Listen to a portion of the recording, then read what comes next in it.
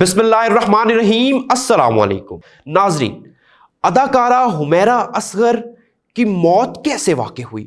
Post mortem report کیا کہتی ہے؟ آخر کتنے مہینے تک ان کی لاش کراچی کے ایک فلیٹ میں بند پڑی رہی؟ ان کی زندگی کے اہم واقعات کیا ہیں؟ آئیے روشنی ڈالتے ہیں ان کی زندگی کے اہم واقعات پر اور ان کی موت کی وجوہات پر۔ لاہور کی گلیوں میں پلنے والی ایک باصلاحیت لڑکی حمیرہ اصغر علی چودھری نے اپنے خوابوں کی تعبیر پانے کے لیے نوجوانی میں ہی ماڈلنگ اور اداکاری کی دنیا میں قدم رکھا۔ 10 اکتوبر 1992 کو پیدا ہونے والی حمیرہ نے نیشنل کالج آرٹ سے فائن آرٹس کی تعلیم حاصل کی اور بعد ازاں پنجاب یونیورسٹی سے ایم فل کیا۔ وہ ہمیشہ فنون لطیفہ کی دلدادہ تھیں اور یہی جذبہ انہیں سکرین پر لے آیا۔ 2013 میں ماڈلنگ کے ساتھ اپنے کیریئر کا آغاز کرنے والی حمیرہ جلد ہی متعدد ڈراموں میں اداکاری کے جوہر دکھانے لگی، جن میں چل دل، گرو، احساس فراموش جیسے بڑے ڈرامے شامل ہیں۔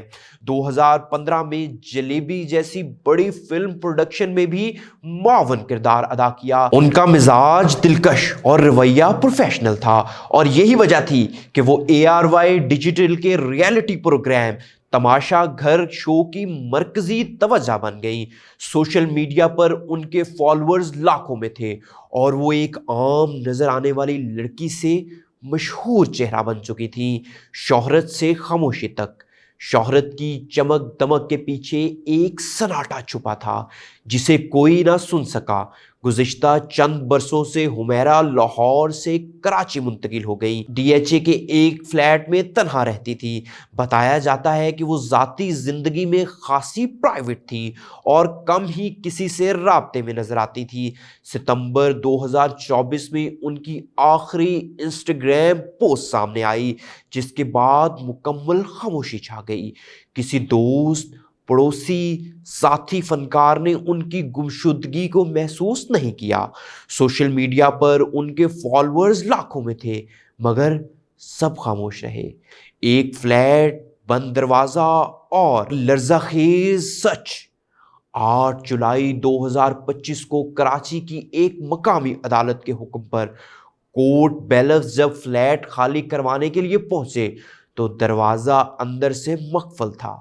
جب وہ دروازہ توڑ کر اندر داخل ہوئے تو سامنے جو منظر تھا وہ انتہائی لرزہ خیز تھا۔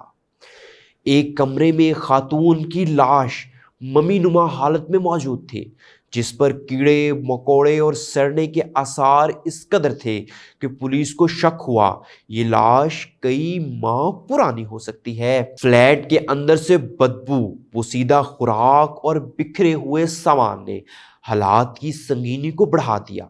پوسٹ مارٹم رپورٹ اور شواہد کے مطابق سچائی کی تہ تک رسائی پوسٹ مارٹم کی رپورٹ نے انکشاف کیا کہ حمیرہ کی موت کو تقریباً 8 سے 10 ماہ گزر چکے تھے، جس میں تشدد یا زہر کے آثار نہیں ملے، لیکن مکمل رپورٹ آنے میں وقت لگے گا۔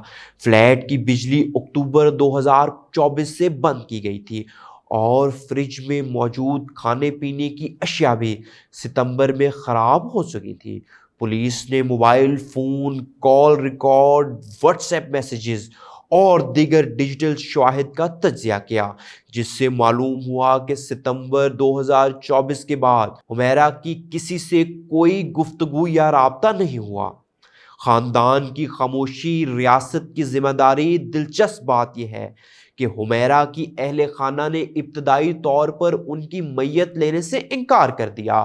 ان کے والد کا کہنا تھا کہ ان کی بیٹی سے ان کا برسوں سے کوئی رابطہ نہیں، تاہم بعد میں ان کے بھائی نوید علی نے کراچی آ کر میت کی شناخت کی اور لاش کو لاہور منتقل کیا۔ سندھ حکومت نے معاملے کی حساسیت کو دیکھتے ہوئے ثقافتی محکمے کے ذریعے آخری رسومات کی پیشکش کی، جسے بعد میں خاندان نے خود ادا کیا۔ ان کی سپرد خاکی لاہور میں کی گئی۔ کیا ہم اتنے بے خبر ہو چکے ہیں؟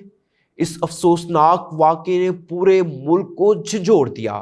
ایک مشہور اور باعزت اداکارہ مہینوں تک تنہا، بے یارو مددگار، बंद कमरे में सड़ती रही और किसी को खबर ना हुई। सोशल मीडिया पर अदाकार अदनान सिद्दीकी, हुमायूं सईद, अमारा खान और दीगर ने गहरे दुख का इजहार किया और इस बात पर जोर दिया कि हमें ज़हनी तन्हाई के मसले को संजीदगी से लेना होगा। सवाल ये है, अगर इतने लोग एक मशहूर शख्सियत की गैर मौजूदगी को महसूस ना कर सके तो एक आम इंसान के लिए कौन आवाज़ उठाएगा? हुमैरा असगर की ज़िंदगी और मौत हमें ये सबक देती है कि शोहरत, दौलत और लाखों फॉलोअर्स भी तन्हाई को ख़त्म नहीं कर सकते। हमें बतौर माशरा दूसरों के दुख, खामोशी और गैर मौजूदगी को महसूस करना होगा। अगर आपके इर्द गिर्द कोई खामोश हो जाए तो एक कॉल ज़रूर करें। कभी कभी एक फ़ोन कॉल किसी की जान बचा सकता है। अपना बहुत सारा ख्याल रखिएगा और मज़ीद इस तरह की इंफॉर्मेटिव वीडियोस देखने के लिए हमें फॉलो कीजिए।